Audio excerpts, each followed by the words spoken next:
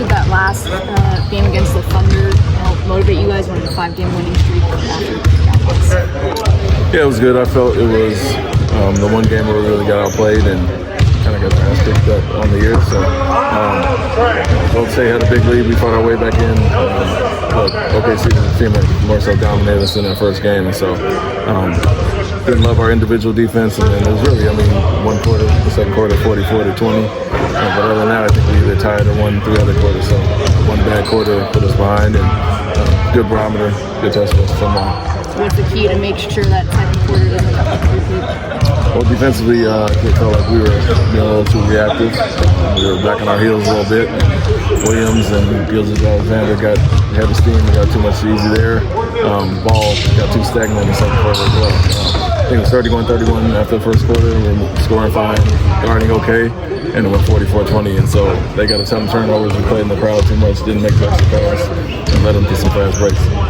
Without Chet, they're so versatile defensively. They play small, like Hartenstein in there, but is there a huge difference that they've been playing without? Offensively, they changed some, for sure. He's a unique player that lob threat and can shoot threes, so he does some different things there.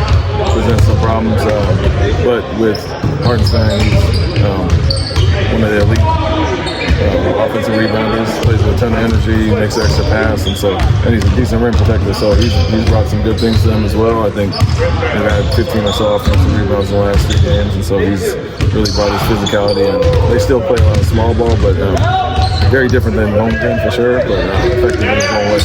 Do you feel like, are they more different offensively or defensively when it's Hartenstein instead of Chet? I think both, honestly. They switch a little bit more, obviously, with Holmgren. And then offensively, it's just a lot more natural pick and roll. Small pick and roll, more traditional as far as that. They still do all that small stuff, but I would say it's a little bit more traditional with him setting and being a roll-in lob threat there. But defensively, probably more traditional as well. They don't switch as much with Hartenstein in the end. Shai almost exclusively was defended by either Dylan or by men. How do you make him a little bit more uncomfortable, I guess, this time?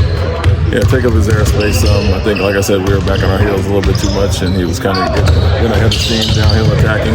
We're going to switch and do what we do there, but similar to Maxey and certain guys, Anthony Edwards lately, where we were the aggressor in our switches, being aggressive and kind of not sitting back on our heels where he's just attacking downhill the whole time. We'd like to do that and then just show him more of a crowd. He was free to move and had a lot of space to operate. We want to make him guess a little bit more. We saw. Oh, no, go ahead. Did you watch the second quarter of the thing? With who? With the team. Did you watch that second quarter? Not as a team. We saw Fred directing some of the practice towards the end. Is that one of the benefits of having a veteran like Fred that some people may not get to see on a day-in and day-out basis? Yeah, for sure. He's, we walked through some things in practice. He felt the communication wasn't as good and wanted to walk over it again to reiterate some points. And so we obviously value our veteran leadership. And they see things. They're the ones that have to be out there on the court doing it. And so good for him to speak up and kind of clean up some last-minute things. And also, we saw that Cam's going back and forth between the Vipers and the Rockets. Is that also maybe a benefit for Reed to get more playing time going down to the Vipers? It depends. It's really situational with position. We are very deep at the wings, and it's a kind of a logjam there. So instead of getting spot minutes or no minutes at all, we like Cam to obviously get some live game action.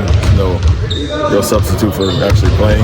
Reed's in a little bit different situation with our guard situation. So when I'm in and Tari and some of the guys, we're trying to find extra minutes there. So Cam's going to be a casualty of that. When they have so many different looks defensively, how does that change how you guys have to prepare? They do, you said?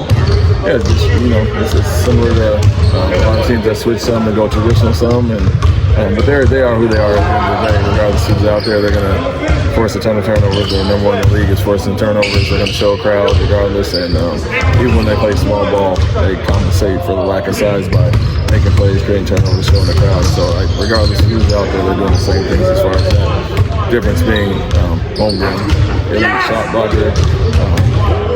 Hartenstein a little bit better in certain things than Holmgren, physicality-wise. I feel like they're more similar or different than you guys defensively. Some similarities. We both switch a lot at times. They've been playing a lot more small with Holmgren out, but the crowd isn't anything with them. They're going after the ball every time. We rely a little bit more on that one-on-one. on defense, and, guarding shooters and things like that. So there are some similarities, especially when you get to the switching lineups, but different in our philosophies overall. Everyone available tomorrow? Yeah. Thank you. Thanks, Coach.